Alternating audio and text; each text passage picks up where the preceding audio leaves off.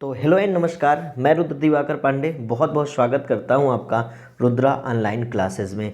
हम पढ़ रहे थे क्लास 12th की बायोलॉजी का चैप्टर नंबर 10 मानव कल्याण में सूक्ष्म जीव, माइक्रोब्स इन ह्यूमन वेलफेयर, जिसमें हमने काफ़ी चीज़ें जान लिया है। पिछले 2 भागों में हमने जाना है सूक्ष्म जीव क्या होते हैं, सूक्ष्म जीवों का घरेलू खाद्य उत्पादों में क्या रोल है, साथ साथ में औद्योगिक उत्पादन में सूक्ष्म जीवों के द्वारा कौन कौन से पदार्थ बनाए जाते हैं, इन सब पर हमने डिटेल में बात कर ली है।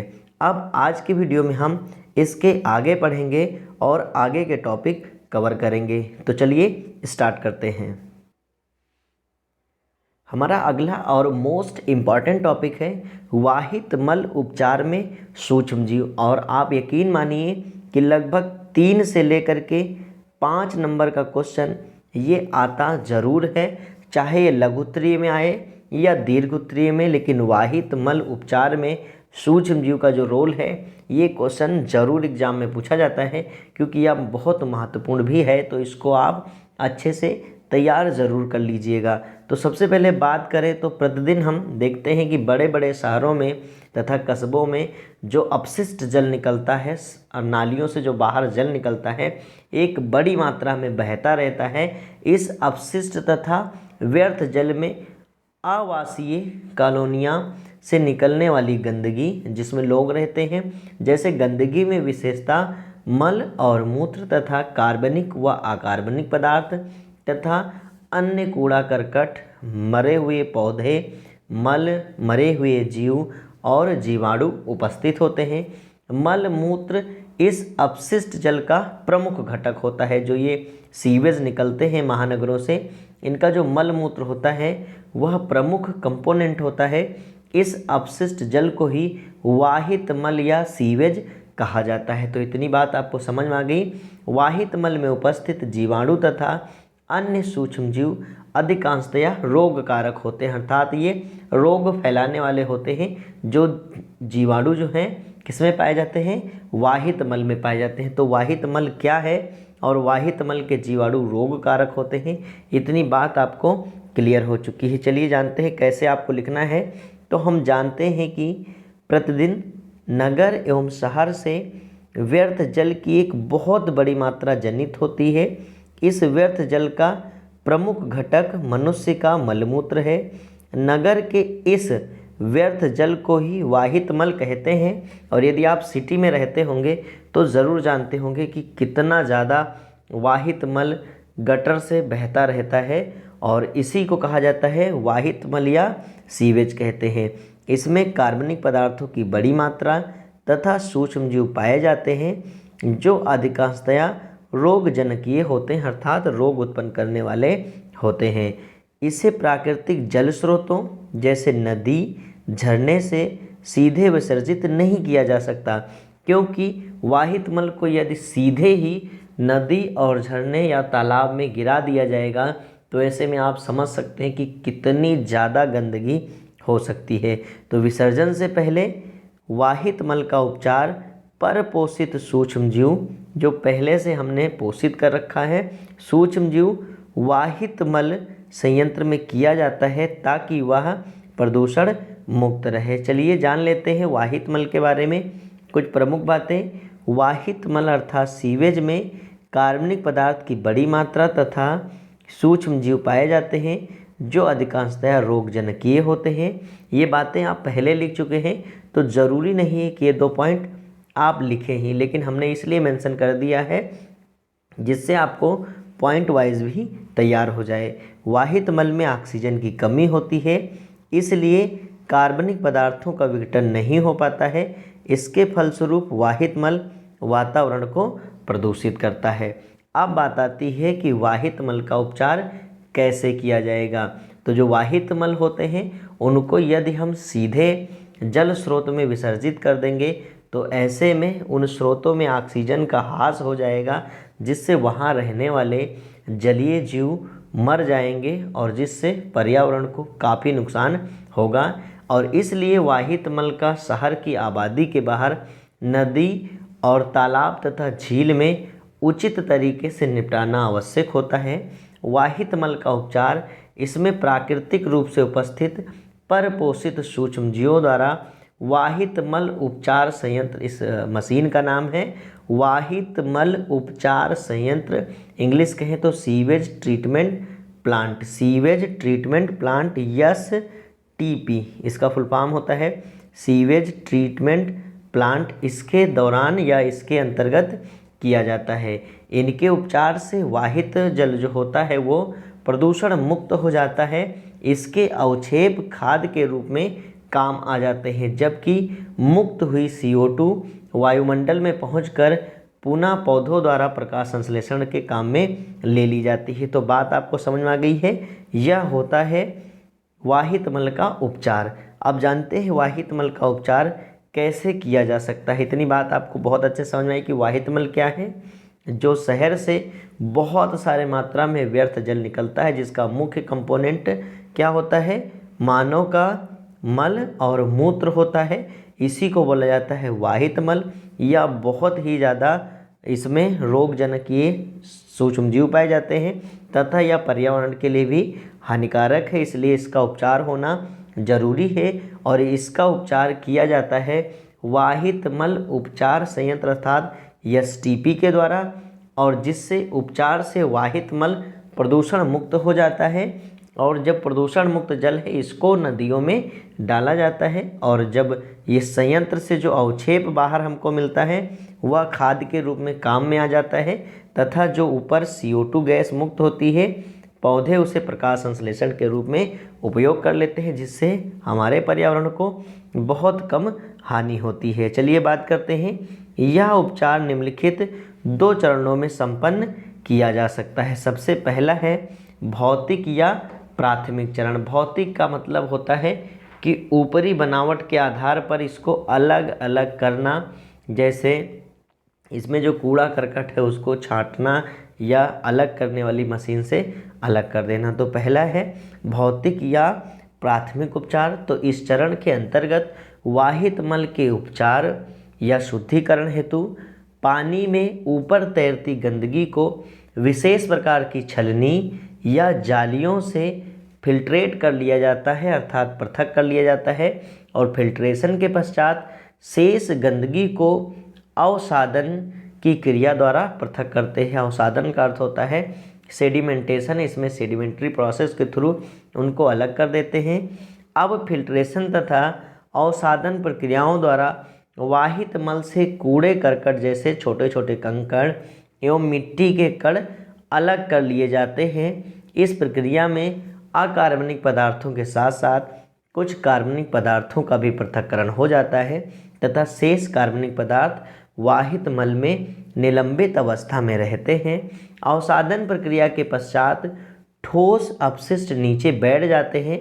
इन्हें हम प्राइमरी स्लज कहते हैं या आपंक कहते हैं, जबकि तैरने वाले प्लावी कचरे को हम बाह्य स्राव कहते हैं। जो तैर रहा है ऊपर उसको कहते हैं बाह्य स्राव। अब इस बाह्य स्राव को प्राथमिक टैंक से द्वितीयक टैंक में भेज दिया जाता है, जहां पर इसका होता है द्वितीयक उपचार। और इस पूरी प्रोसेस में लगभग 2 से 10 घंटे लग सकते हैं। बात करें कि इसे एग्ज़ाम में कैसे लिखना है, तो आप ऐसे लिखिएगा शॉर्ट रूप में कि इस चरण में मुख्यतया बड़े छोटे कणों को भौतिक क्रियाओं जैसे अवसादन, निस्यंदन जिसको फिल्ट्रेशन कहते हैं, आदि के द्वारा पृथक किया जाता है। सर्वप्रथम तैरते हुए कूड़े को फिल्ट्रेशन के द्वारा हटा दिया जाता है। तत्पश्चात ग्रीट द्वारा मृदा तथा छोटे कणों को अवसादन के रूप में पृथक कर दिया जाता है। बारीक कण प्राथमिक स्लज के रूप में नीचे बैठ जाते हैं, तथा प्लावी बाह्य स्रावी जिसको बोलते हैं बाह्य स्राव हमने कहा का निर्माण होता है, जिसे प्राथमिक उपचार टैंक से द्वितीयक उपचार के लिए भेज दिया जाता है। तो इतनी बात आपको समझ में आ गई है। अब आगे पढ़ेंगे द्वितीयक उपचार। तो प्राथमिक उपचार आप तैयार ज़रूर कर लीजिए, जितने भी स्टेप हम आपको बताते हैं वो आप तैयार करते ज़रूर चलिए, क्योंकि क्वेश्चन एग्जाम में आने वाला है। नेक्स्ट है जैविक या द्वितीयक उपचार। जैविक या द्वितीयक उपचार। तो जैविक या द्वितीयक उपचार में क्या होता है, जो निलंबित कार्बनिक पदार्थों से युक्त प्राथमिक जो बाह्य स्राव में कृत्रिम विधियों द्वारा ऑक्सीजन के प्रवेश के लिए इसको विशाल वायवीय टैंकों में, इसको डाइजेस्टर टैंक बोलते हैं, से गुजारा जाता है, जहां बाह्य स्राव को लगातार किसी यंत्र की सहायता से हिलाया जाता है और इसमें वायु को मिलाया जाता है, जिससे ऑक्सीजन की मात्रा कुछ इसमें बढ़ जाए। इससे ऑक्सीजन की उपस्थिति में सूक्ष्मजीव जैसे कि जीवाणु, प्रोटोजोआ, शैवाल उच्च वृद्धि दर्शाते हैं। कवकीय तंतुओं से जुड़े जीवाणु एक जाल जैसी संरचना के रूप में होते हैं, जिन्हें हम फ्लोकस कहते हैं, FLOCS फ्लोकस कहते हैं, FLOCS फ्लोकस कहते हैं। वृद्धि करते सूक्ष्मजीव निलंबित जटिल कार्बनिक पदार्थों को सरल अकार्बनिक पदार्थों में परिवर्तित कर देते हैं। ये टैंक में गाढ़े तरल के रूप में व्यवस्थित हो जाते हैं, जिसे स्लज कहते हैं या आपंक कहते हैं, और अकार्बनिक पदार्थों का बाह्य स्राव में उपस्थित शैवालों द्वारा उपभोग कर लिया जाता है। इसके पश्चात जीवाणुओं द्वारा कार्बनिक पदार्थों के अपघटन से बाह्य स्राव की जैव रासायनिक ऑक्सीजन मांग, जिसको बोलते हैं biochemical oxygen demand, biochemical oxygen demand का स्तर कम होने लगता है। चूँकि अब ऑक्सीजन का स्तर जो है वो कम होने लगता है। निरंतर उपचार द्वारा वाहित मल में BOD की उचित तथा पर्याप्त मात्रा में कम होने पर इसको सेटलिक टैंक में भेज दिया जाता है। यहाँ यह वर्णक अर्थात जीवाणुओं से अपक्रिया करता है, जिससे इस बाह्य स्राव को सक्रियत आपंक कहते हैं, या हम कह सकते हैं इसको एक्टिवेटेड स्लज कहते हैं। चूँकि अब इसमें जो जीवाणु हैं वो अवसादन की क्रिया करने लगते हैं। सक्रियत आपंक की अल्प मात्रा को निवेश द्रव्य के रूप में वापस वायवीय टैंक में भेज दिया जाता है। अब बचे हुए सक्रियत आपंक अर्थात एक्टिवेटेड स्लज को बड़े टैंक में भेजा जाता है, जिन्हें अवायवीय आपंक संपाचित्र कहते हैं, अर्थात एनएरोबिक स्लज डाइजेस्टर्स टैंक कहते हैं। यहाँ अवायवीय रूप से वृद्धि करने वाले जीवाणुओं द्वारा सक्रियत आपंक का अपघटन किया जाता है। इस अपघटन से मीथेन, जिसे मार्स गैस बोलते हैं, CH4, हाइड्रोजन और कार्बन डाइऑक्साइड CO2 तथा हाइड्रोजन सल्फाइड गैस निकलती है, जिनको संयुक्त रूप से जैव गैस बोला जाता है। और जैव गैस या बायोगैस का उपयोग हम ईंधन के रूप में कर लेते हैं। तो इसे एग्जाम में आप ऐसे लिख सकते हो, इसमें सूक्ष्मजीवों जैसे जागलिया, आक्रोमोबैक्टर, स्यूडोमोनास, ये 3 नाम आप याद रखिएगा, आदि का उपयोग किया जाता है। जीवाणु अपघटन करते हैं तथा शैवाल उनसे उत्पन्न CO2 का प्रकाश संश्लेषण में उपयोग करते हैं। प्रकाश संश्लेषण में विमोचित O2 जल को दूषित होने से बचाती है। विभिन्न क्रियाओं के कारण संक्रामक जीवाणु नष्ट हो जाते हैं। कार्बनिक पदार्थों के अपघटन के पश्चात हानि रहित जीवाणु रह जाते हैं। फिर बाह्य स्राव के BOD बायोकेमिकल लिखना है आपको, बायोकेमिकल ऑक्सीजन डिमांड की माप की जाती है। इसके बाद रासायनिक विधियों द्वारा नाइट्रोजन व फास्फोरस लवणों का उड़न, जिसको बोलते हैं फ्लोकुलेशन, किया जाता है, जो प्रदूषक की तरह कार्य करते हैं, अर्थात ये अब बाहर निकाल दिए जाते हैं।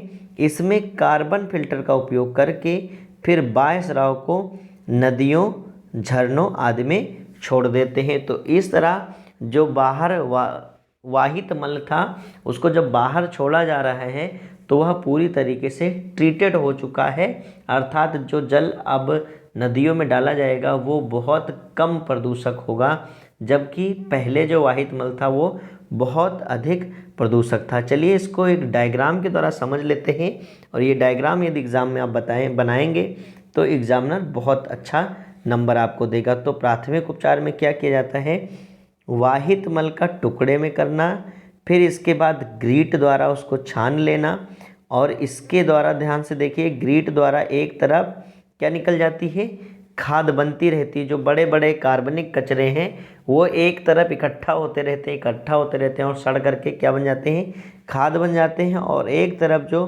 प्राथमिक अवसादन है या सेडिमेंटेशन के बाद जो निकल रहा है मटेरियल, उसको हम लोग दूसरे टैंक में भेजेंगे। और दूसरे टैंक में सबसे पहले ध्यान से देखिए आप कहाँ भेज देंगे, द्वितीयक उपचार के लिए ये देखिए आपंक संपाचित्र में भेजेंगे। साथ साथ में इसको भेज सकते हैं हम वायवीय टैंक में भेजेंगे और ट्रिकलिंग निस्यंदक में भेजेंगे, अर्थात इसको फिल्ट्रेशन के लिए भेज दिया जाएगा। और इस प्रकार जो द्वितीयक होगा उपचार वह होगा और इसके बाद क्या बाहर निकलेगा, बायोगैस बाहर निकलेगा। और जो पदार्थ बचे होंगे मोटे पदार्थ वह खाद के रूप में नीचे बैठ जाएंगे। और इस प्रकार हमारी तरफ से एक तरफ तो ये बन गया बायोगैस और खाद, दूसरी तरफ से जो जल है अर्थात कम प्रदूषक जल है या उपचारित जल है उसको द्रव को कहाँ भेज दिया जाता है, नदी या झील में छोड़ दिया जाता है, वो भी शहर के काफ़ी दूर। और इस तरह वाहित मल की उपचार प्रक्रिया कंप्लीट होती है। तो इसको 1 से 2 बार आप ज़रूर पढ़िएगा। कुछ टिपिकल पोर्शन है लेकिन यदि आप 1 से 2 बार पढ़ेंगे तो बहुत आसान है। समझना यही है कि शहर से जो पानी निकलता है गंदा पानी उसको अच्छे से बनाया जाता है, प्रदूषण से मुक्त किया जाता है और जिससे हमें खाद भी प्राप्त होती है, CO2 और बायोगैस प्राप्त होती है तथा जो जल अब नदियों में छोड़ा जाता है वह कम प्रदूषक होता है। तो इस तरह हमने सूक्ष्म जीवों का जो वाहित मल में उपचार टॉपिक था वो कंप्लीट कर लिया है।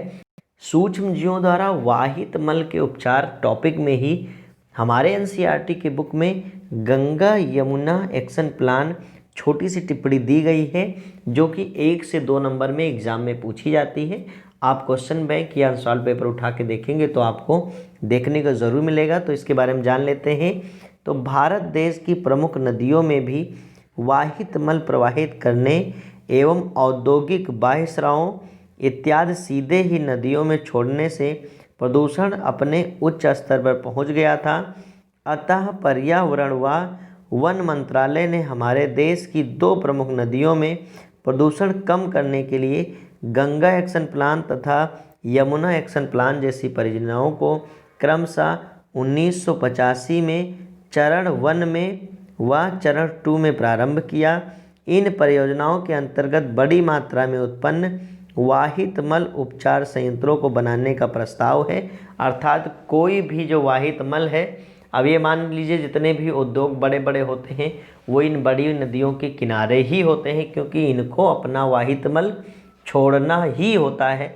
और ऐसे में सिर्फ एक ही उपाय है कि क्या किया जाए, बड़े बड़े संयंत्र बनाए जाएं जिससे वाहित मल का उपचार किया जा सके और जिससे मात्रा उपचारित वाहित मल ही नदियों में प्रवाहित की जाए। बड़े बड़े शहर गंगा यमुना नदियों के किनारे बसे हुए हैं तो जिससे जो वाहित मल है वो उपचारित होकर ही इनमें पहुंच सके। तो ये टॉपिक भी इम्पॉर्टेंट है, इसको पढ़ लीजिएगा। चलिए हम अगले टॉपिक पर ध्यान देते हैं। अगला टॉपिक है बायोगैस या ऊर्जा के उत्पादन में सूक्ष्म जीव। यह भी टॉपिक बहुत ज़्यादा इम्पॉर्टेंट होता है। तो सबसे पहले हम जैव, इसको गैस बोलते हैं, जैव गैस भी बोला जाता है या जैव ऊर्जा भी इसको बोल सकते हो, बायो एनर्जी कह सकते हो। बायो एनर्जी का अर्थ यही होता है कि जो बायोलॉजिकल कंपोनेंट्स हैं जैसे लकड़ी, ईंधन, कोयला आदि से ऊर्जा प्राप्त करना ही जैव ऊर्जा कहलाता है। और जैव ऊर्जा जो होता है वह ईंधन का नवीकरणीय योग्य स्रोत है। नवीकरणीय योग्य स्रोत का अर्थ होता है यही कि इसको बार बार प्राप्त किया जा सकता है। और इसके रूप में आप समझते होंगे कि सबसे अधिक इस्तेमाल अब तो इसका कम कर दिया गया है, अदरवाइज पहले बायोगैस का इस्तेमाल बहुत अधिक किया जाता था। तो चलिए बात कर लेते हैं बायोगैस क्या होती है। तो मनुष्यों तथा पशुओं के विविध कार्यों से पैदा हुए जैव भार अवशोषों, जैव भार का अर्थ ही हुआ जो कूड़ा कचरा या जैविक कूड़ा कचरा हम कह सकते हैं, तथा उत्सर्जी जैव भारों से भी जैव ऊर्जा को प्राप्त किया जा सकता है। जैव भारों से प्राप्त ऊर्जा के स्रोत गैस के रूप में जैव गैस या बायोगैस कहलाता है। मानव मल व पशुओं के गोबर से जैव गैस का निर्माण किया जाता है। अब मानव मल से तो बहुत मुश्किल है ऐसा करना, लेकिन पशुओं के गोबर से इसको अवश्य किया जाता है, इसीलिए इसको गोबर गैस भी कहा जाता है। तो गोबर से प्राप्त जैव गैस को गोबर गैस या बायोगैस कहा जाता है। अपशिष्ट जैव भार को मेथेनोजोइक जीवाणु द्वारा क्या किया जाता है, अपघटन किया जाता है, जिसमें से मुख्य रूप से आप देख सकते हैं मीथेनो बैक्टीरियम द्वारा अनाक्षी विघटन से प्राप्त किया जाता है। इससे होने वाली जैव गैस में मीथेन गैस प्रचुर मात्रा में होती है। चूँकि आप जानते हैं मीथेन गैस एक ज्वलनशील गैस है और इसीलिए इसका यूज जो है वो ऊर्जा प्राप्त करने के लिए कर लिया जाता है। जंतुओं के अपशिष्ट जैव भार में सेलुलोज की पर्याप्त मात्रा होती है, जिसके पाचन से जीवाणु मीथेन गैस उत्पन्न करते हैं। जैसा कि आप इस अपक्रिया से देख सकते हैं कि ग्लूकोज मेथेनोजन, अर्थात मेथेनोजन का अर्थ होता है मेथेनोजेनिक जीवाणु, जिसमें से हमने बात किया था मीथेनो बैक्टीरियम का, जो मीथेन का निर्माण करते हैं। हुआ क्या करते हैं, मीथेन का निर्माण कर देते हैं और CO2 गैस मुक्त होती है और इससे उनको ऊर्जा भी प्राप्त हो जाती है।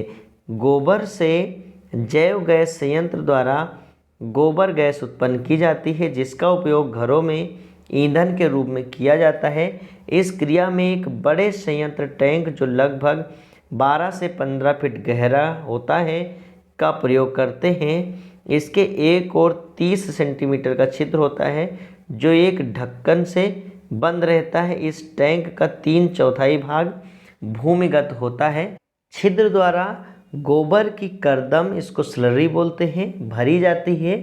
इसमें समय समय पर कुछ जल डाल दिया जाता है। टैंक के दूसरी ओर एक अन्य छिद्र के द्वारा 2 से 5 सेंटीमीटर की नली से रसोई के चूल्हे तक इसको ले जाया जाता है।